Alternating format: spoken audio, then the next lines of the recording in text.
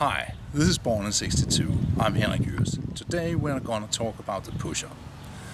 The push-up can be done in many forms, with your hands spaced wide or narrow. Today we'll look at the most common form, where your hands are spaced out and your elbows out to the side, looking just like you're doing a bench press. Just like the bench press, it'll work your pecs, it'll work the front of your shoulders, and it'll work your triceps. But contrary to the bench press, there's no bench supporting your body, so all the small muscles that support and stabilize your shoulders come into work, most of all the serrators. The bench press is a pretty good chest builder, but to get overall strength in your shoulder region and your chest region, the push-up can't be beat.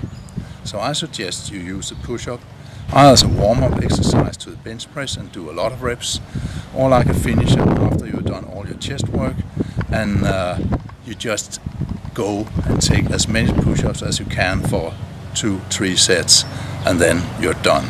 So let's look at it. I'm gonna do a few here, not as many as I could when I was young, but still I think I'm